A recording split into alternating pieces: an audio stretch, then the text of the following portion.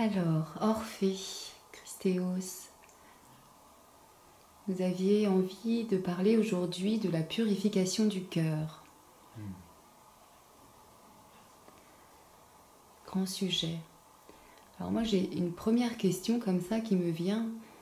On parle toujours du cœur, mais finalement c'est quoi le cœur? De quoi on parle quand on parle du cœur?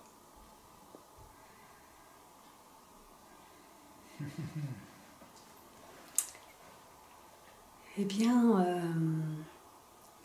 le cœur dont on parle, il ne s'agit pas du cœur physique. Il s'agit du cœur spirituel. C'est-à-dire, dans ce corps, il y a un espace au-dessus de la poitrine, entre la poitrine, tout à l'intérieur. Il y a un espace, quand on y plonge,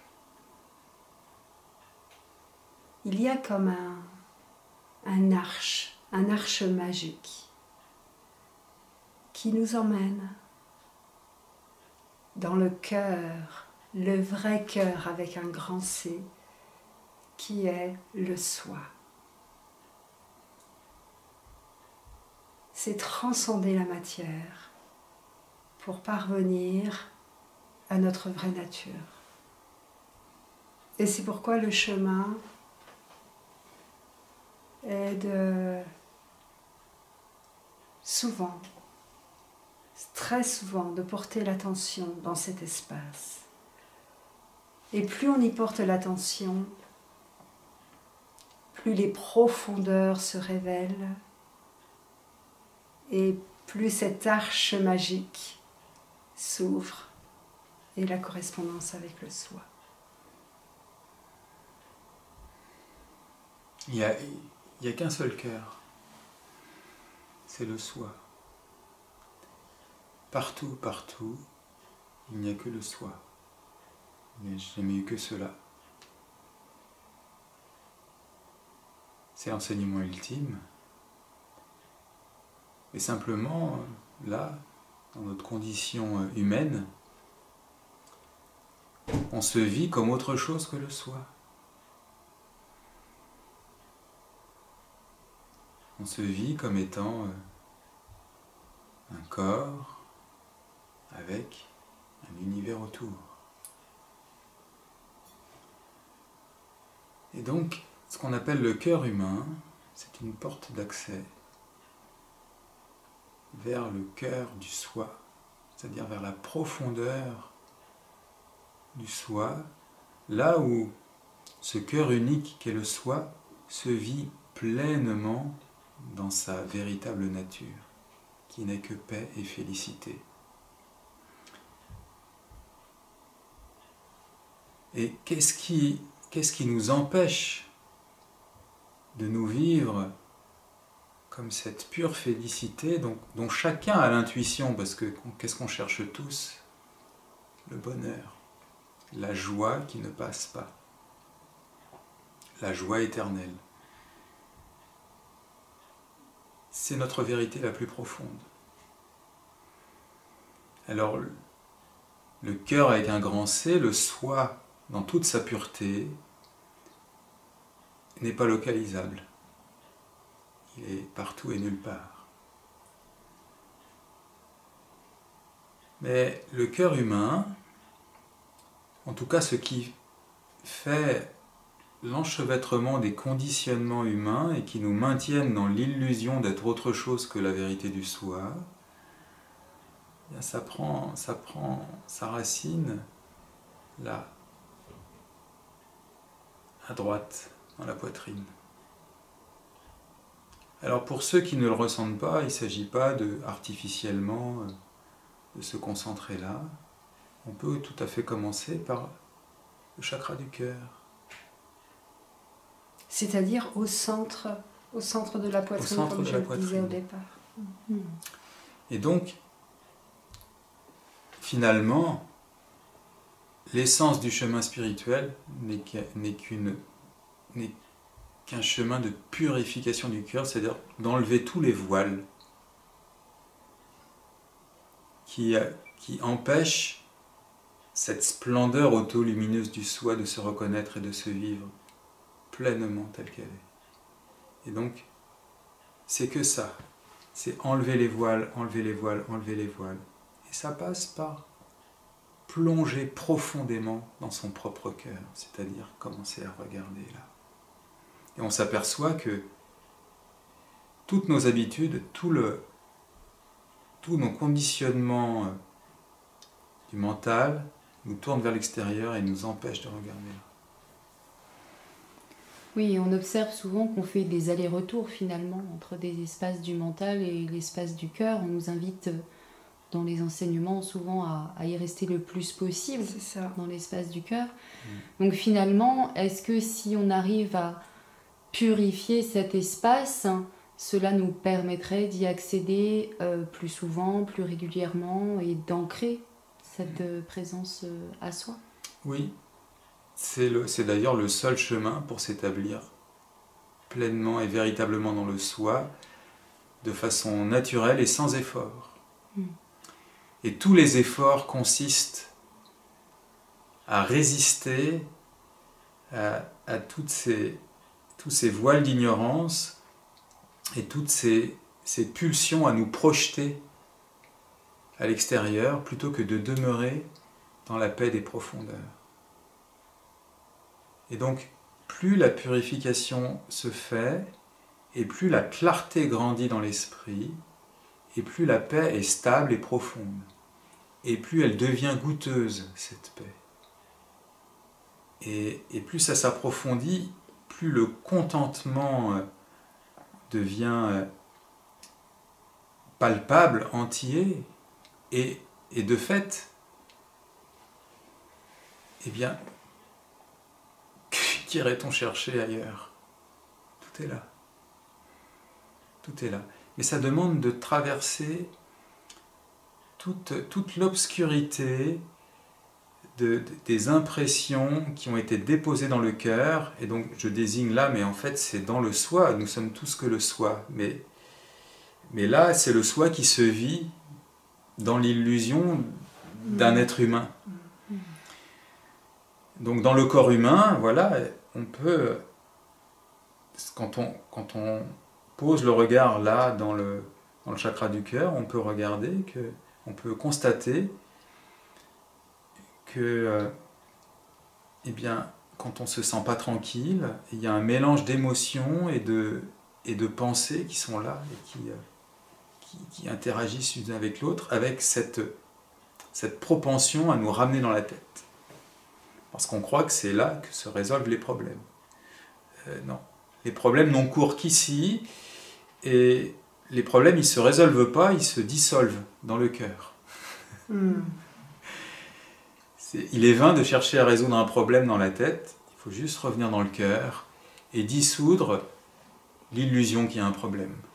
Alors, c'est-à-dire revenir dans le cœur, ça veut dire venir poser l'attention là, dans ce qui est ressenti, en tant que sensation, en tant qu'émotion, et être avec, respirer avec, et ne pas apporter, ne rien en penser, juste laisser être ce qui se déroule. Et comme ça respire avec, et lorsque c'est autorisé à être, la plupart du temps, ça passe, et c'est une couche en moins de vasana. C'est comme un voile en moins devant le cœur. Le cœur, il est toujours ouvert. On parle de fermeture du cœur, mais le cœur ne peut pas être fermé. Ce sont juste ces couches donc de tamas, de vasana qui donnent cette illusion de fermeture. Et puis, lorsque c'est trop compliqué, lorsque c'est trop fort, lorsque la vasana est trop forte, que la sensation, on dit, nous plombe, eh bien, il est aussi possible de remettre cette sensation au Saint-Esprit. Ça fait partie du processus de la purification du cœur.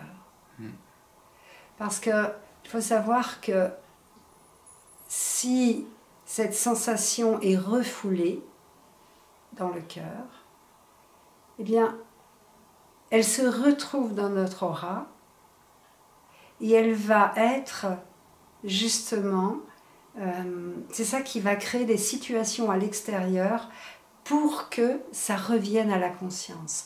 Donc de toute façon, ce chemin, il est à faire coûte que coûte par chacun. C'est vrai qu'on voit dans les croyances, les fausses croyances, les croyances un peu habituelles, usuelles, que pour se protéger, on doit fermer notre cœur. On entend souvent ça, et c'est même des réflexes appris depuis tout petit, finalement. Finalement, ce que j'entends, c'est que si on ferme notre cœur, eh bien, en fait, on ferme le cœur à la conscience et donc à la paix. Oui. Et donc, on a l'impression de se protéger en fermant notre cœur, même si c'est une illusion, c'est vrai, quelque part, évidemment, mais finalement, le seul chemin est qu'il soit libre, qu'il soit respirant, qu'il soit... Oui, parce que quand on ferme son cœur, on s'en coupe et on vit dans la tête. Et vivre dans la tête, c'est l'enfer. Cherchez pas l'enfer ailleurs, il est là. Ouais. C'est vivre dans la tête. C'est un monde clos. C'est des pensées qui tournent en boucle. Et ça provient de ce qui n'est pas vu là, et qui est dans le subconscient, et qui en fait nous agit à notre insu dans la tête. Donc, la seule porte de sortie, c'est la plongée dans le cœur. Et ça commence par tout simplement poser le regard, là, dans le centre de la poitrine, et respirer là. C'est la forme la plus simple de pranayama. Et le pranayama est intéressant, est intéressant à plus d'un titre. Le premier, c'est que le mental et la respiration sont liés, et que quand on maîtrise l'un, l'autre est maîtrisé. Donc de porter l'attention sur la respiration, ça va calmer le mental, premièrement. Ensuite, de poser l'attention là, ça la retire de la sphère des pensées et de la tête. Et donc ça ramène aussi le mental à sa source. Et donc ça crée une synergie très puissante qui nous ramène à la paix. Parce que le but final de tout cela, c'est d'être établi dans l'état sans pensée, de manière stable et naturelle et sans effort. Et donc ça passe par la dissolution de tout ce qui nous projette dans la pensée et dans les apparences. Parce que c'est totalement possible. Beaucoup croient que ce n'est pas possible de ne pas penser parce que la pensée est automatique. Beaucoup le croient vraiment alors que c'est vraiment faux. La pensée est certes automatique parce que le rouage a été entretenu, parce que l'attention a été toujours posée vers ces pensées. Donc ça entretient le rouage et donc forcément ça continue. Mais si l'on commence à porter l'attention d'abord dans cet espace du cœur, je dis d'abord parce que, in fine, l'attention demeurera dans sa source à un moment donné, c'est-à-dire dans le soi. Mais comme le cœur, c'est comme je disais, cette porte, eh bien si l'attention est portée dans le cœur, eh bien les pensées ne sont plus alimentées. Et le rouage n'est plus entretenu. Et petit à petit, ça peut être long, certes, parce que ce rouage il est entretenu depuis tellement d'années, tellement de siècles, tellement de vies, que pour être démantelé, ça prend du temps. Mais qu'est-ce que le temps? Et tout ce qui est de toute façon démantelé ne revient pas. Et c'est pour l'éternité. Donc le travail, de toute façon, il est à faire. Et il est à faire, ça paraît être des efforts, mais en vérité, c'est faire des efforts pour atteindre cet état sans effort. Et de toute façon, personne n'a envie de rester dans cette souffrance, dans ce tumulte des pensées, où beaucoup ont l'impression de devenir fous. Donc c'est le chemin, c'est la solution. Elle est simple, elle est douce. Et qu'est-ce qui émerge de ça? C'est la grâce de l'amour. Et c'est la vraie puissance. La puissance, elle n'est pas dans la force, elle est dans la douceur, dans la tendresse du cœur. Et c'est la tendresse du Christ que l'on porte tous. Et donc, il s'agit de ne plus l'oublier et de revenir à cela.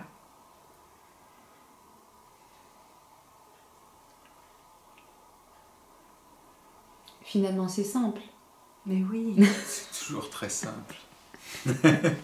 C'est très simple. Pourquoi finalement? Finalement, parce que c'est vrai que dans ces tumultes et dans ces voiles dont on parle, parce que finalement, vous parliez tout à l'heure donc de effectivement ces allers-retours et si on n'est pas dans le cœur, on est dans le mental, mais on a parlé aussi des voiles du cœur. Et finalement, c'est quoi ces voiles du cœur? Donc, en effet, j'entends que ça date d'il y a bien longtemps, c'est inhérent probablement à la condition humaine, mais voilà pourquoi finalement, parce qu'en effet, il y a ces voiles, on a le sentiment qu'au quotidien, on a vite fait d'oublier de rester dans cet espace-là. Est-ce que vous pourriez justement nous dire un petit peu plus sur quelles sont ces voiles, justement? Vous parliez tout à l'heure d'un terme indien qui est les vasanas. Les vasanas. Les vasanas. Les vasanas, ce sont les tendances latentes, donc qui sont logées dans le subconscient. Ok. C'est pas inconscient, c'est subconscient, parce qu'il n'y a aucune inconscience. Même dans le sommeil profond, il y a encore une forme de conscience, puisque tout n'est que conscience. Donc l'inconscience totale n'existe pas, ce serait le néant, et on ne serait pas là pour en parler. Donc c'est subconscient, et ce sont toutes les tendances qui nous ramènent dans l'identification, dans l'individualité. C'est-à-dire identifier un corps et avec la croyance qu'il y a un univers autour. Et moi je dis c'est ce qui nous ramène dans les apparences en fait, parce que le corps, l'univers, c'est un tout qui forme l'ensemble, qui ne forme que les apparences. Parce que quand on revient tout simplement dans la position du pur témoin, eh bien, on a face à soi un continuum de sensations, c'est ça que j'appelle les apparences.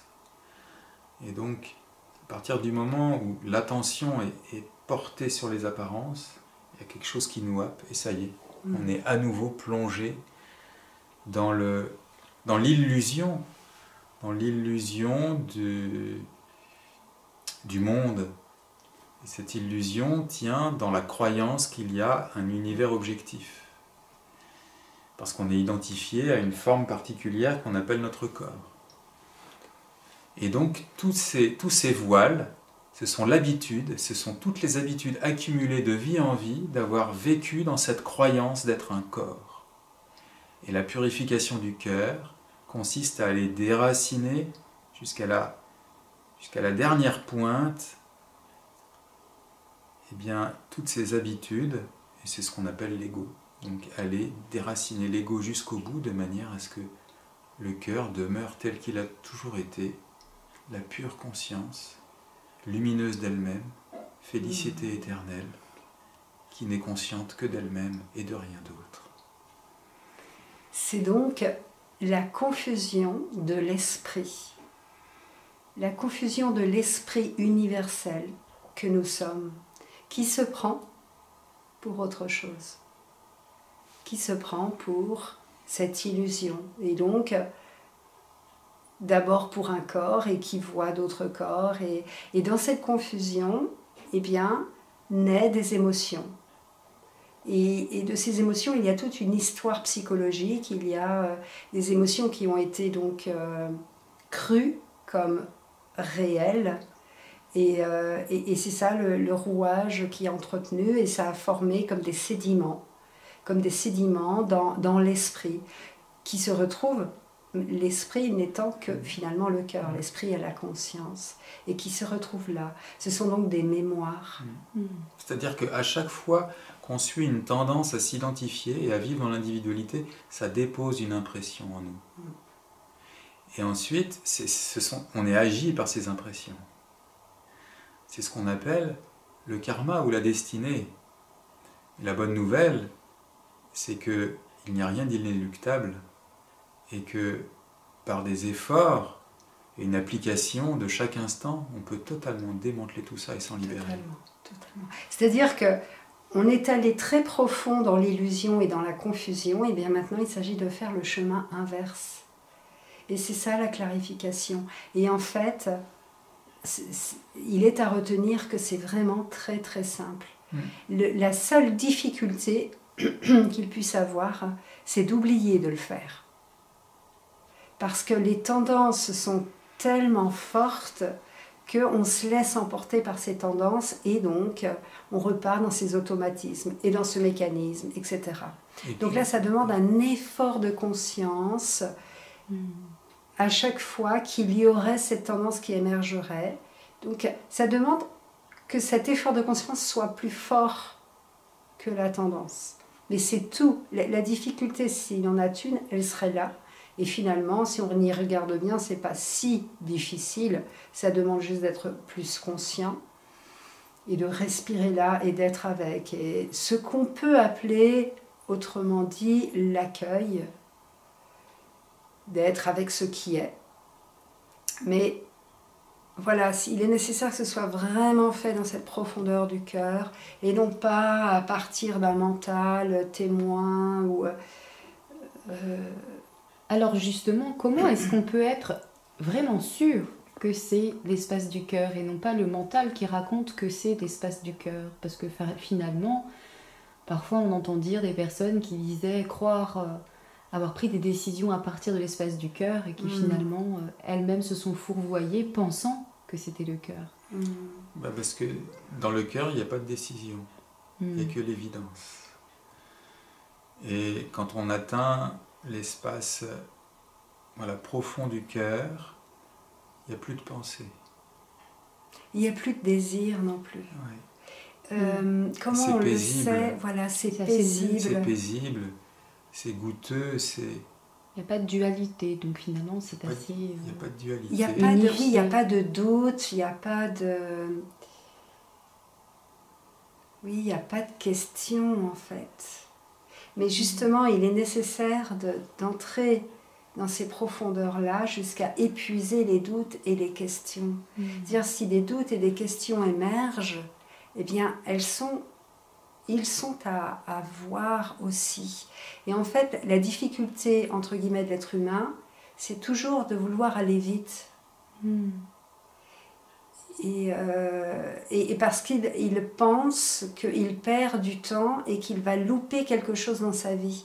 Alors qu'en réalité, et c'est ça le retour à la simplicité, c'est de revenir dans cette profondeur, de revenir à soi ici, jusqu'à ce que cette paix soit là.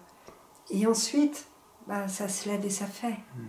Et ce qui est fait va être efficace, efficient, parce que c'est fait à partir du soi, et non pas à partir d'une impression, enfin d'un mental. On a l'impression, comme l'attention est principalement concentrée là, au début on a l'impression d'être dans la tête. Voilà, on a l'impression d'être... De toute façon, le fait même d'avoir l'impression d'être localisé, c'est ça l'ego. Ouais. Donc, on peut tout à fait faire un pas de recul, et puis, parce que tout ce que je ressens, ce n'est pas ce que je suis, donc si j'ai la sensation d'être localisé dans la tête, qui ressent cette sensation? Ça me ramène à ce que je suis. Mais pour plonger dans le cœur, donc au début, c'est comme si il y avait quelqu'un qui est là, qui regardait là. Et voilà, et c'est la troisième chose importante dans ce pranayama, c'est la concentration du mental. Voilà. C'est essentiel de concentrer le mental, parce que le mental, il est toujours dispersé. Dans les pensées, dans tel panneau publicitaire, voilà. Et donc, il n'y a pas de réalisation sans concentration du mental, ça passe par là. Et donc de concentrer l'attention en un seul endroit, ça ramène le mental, ça le ramène à sa source et ça le concentre. Et donc, dans un premier temps, il y a l'impression qu'il y a quelqu'un là dans la tête qui se concentre là dans le cœur.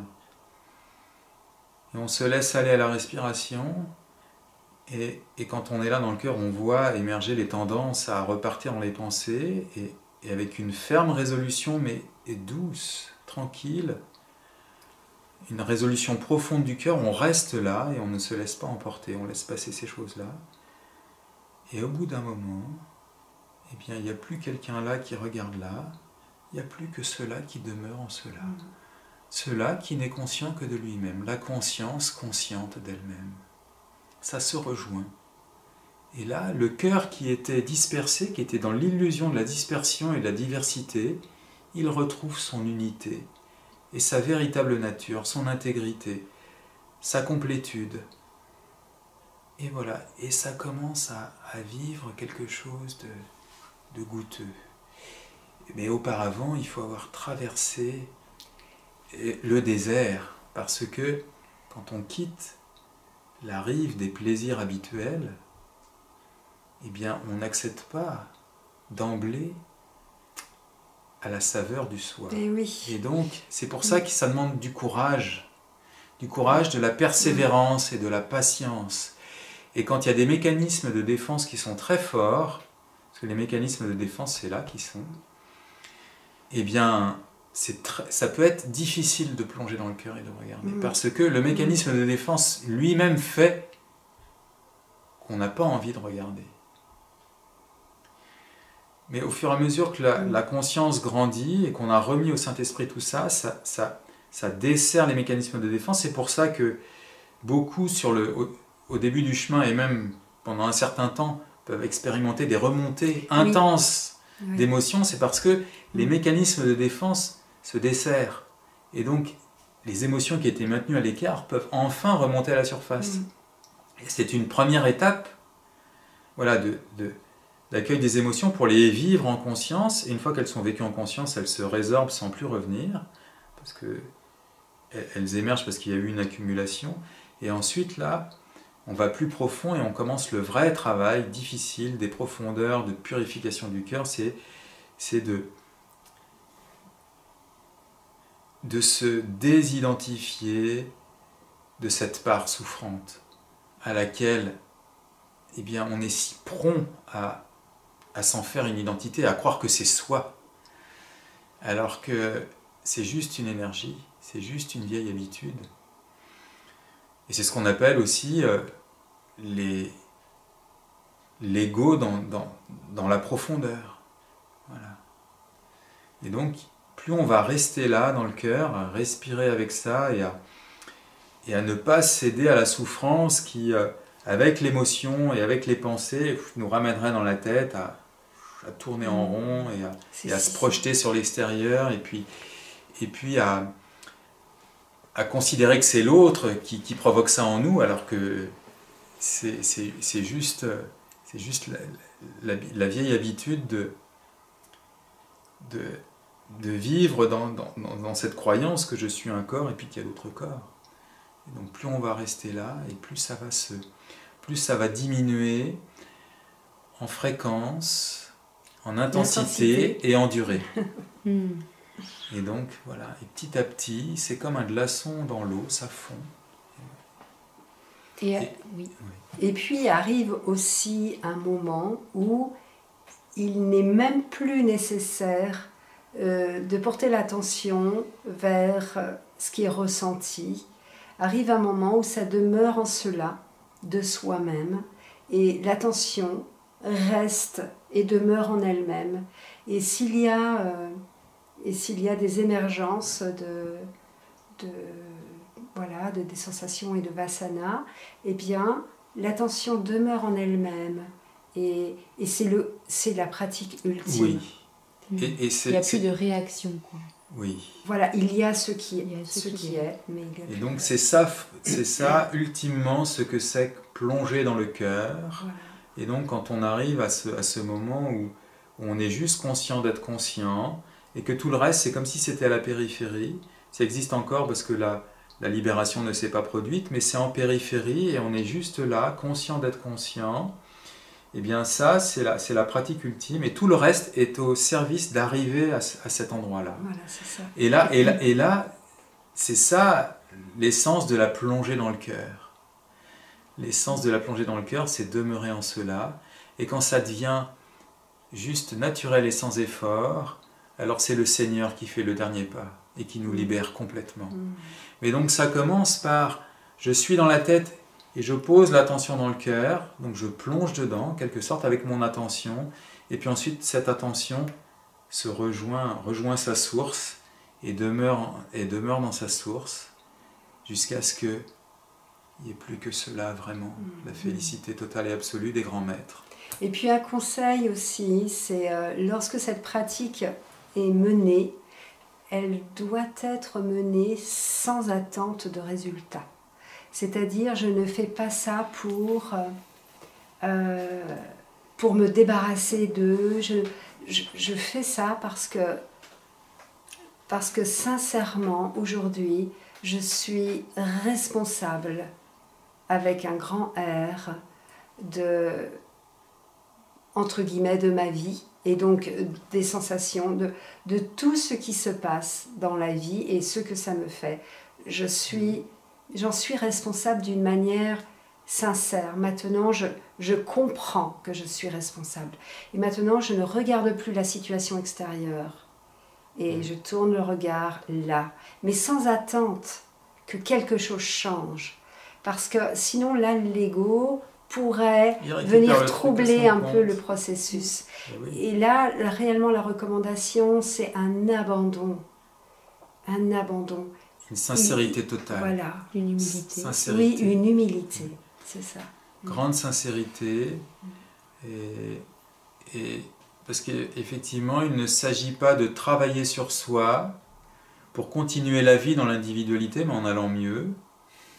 Et oui. Ça va peut-être marcher un temps, mais au bout d'un moment, eh bien, ça va repartir comme en 40, ça c'est garanti. Donc il ne s'agit pas de travailler sur soi, il s'agit de se libérer du moi. Je ne travaille pas sur moi, je me libère de cette vieille habitude d'avoir été une entité séparée. Voilà. Alors, pour terminer, est-ce que vous pourriez donner simplement peut-être en termes de pratique, vraiment des conseils donc là, vous avez donné un peu le processus, mais alors justement, au quotidien, comment les gens peuvent mettre ça en œuvre en termes de temps, en termes de... concrètement, dans leur journée, pour peut-être commencer Qu'est-ce que vous pourriez leur conseiller? Eh bien, le conseil, c'est que chaque situation est une occasion pour pratiquer. C'est-à-dire que cette intelligence, il y a une grande intelligence dans cette illusion pour nous ramener à la réalité de qui nous sommes. Et cette intelligence, en fait, elle nous sert les situations absolument parfaites pour revenir dans le cœur. Donc, voilà, aujourd'hui, eh bien, je sens là qu'il y a une émotion qui vient parce que, je ne sais pas, mon patron m'a parlé comme ça, ou parce que ma voisine, etc. Et eh bien, peut-être que les premiers temps, ça va demander de devoir se poser. Alors, c'est peut-être pas toujours facile. En tout cas, quand ça l'est, de se poser. Et de se poser, j'entends, de rester tranquille, de ne pas continuer une activité et de méditer et d'entrer dans cet espace du cœur et de venir donc accueillir.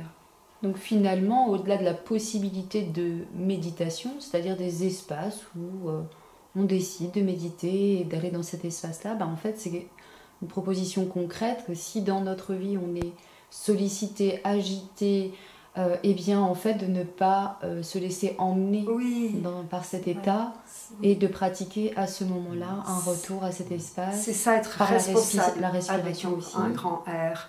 Et puis, il n'est pas nécessaire de se poser. On peut également, quand c'est pas possible, on peut également, dans l'action, être tourné vers la sensation dans le cœur, et puis respirer avec et l'accueillir, et voilà, tel que nous l'avons décrit tout à l'heure. Et également la remise au Saint-Esprit pour ceux à qui ça parle. Eh bien, lorsque je vis quelque chose là de difficile, que là je sens qu'il y a, ça fait remonter les vasanas, eh bien, je vais les voir, première étape, je vais les voir, je les identifie, je les ressens, je vais voir intimement là ce qu'il se passe, et je remets ça au Saint-Esprit. Et c'est la pratique en fait, voilà, c'est la pratique de tous les jours. Moi j'inviterais quand même à se poser, au moins dans les premiers temps, parce que le faire est un bel échappatoire. Il y a des gens parfois au C'est-à-dire travail, que, c'est difficile. Effectivement. Les deux peuvent être Oui. possibles. Oui, en c'est fait. ça. Mais ce que je veux dire, le point essentiel, c'est d'être très vigilant sur, finalement, bon, je peux continuer à faire ce que j'ai à faire, j'ai pas besoin de me poser, et puis c'est une forme d'ajournement, de mise de côté. Donc après, c'est à chacun, c'est chacun avec sa propre sincérité. Oui, c'est ça. Mais ce qui est sûr, c'est que quand le faire est difficile parce qu'on n'a plus les idées claires, là il faut se poser. Il faut se poser, même si on est au travail. Il y a toujours moyen d'observer un temps de silence sans que ce soit forcément ostentatoire. Hein. Mais de toute façon, si on fait quelque chose avec une émotion et qu'on n'est pas pleinement à ce qu'on fait, ce sera à recommencer.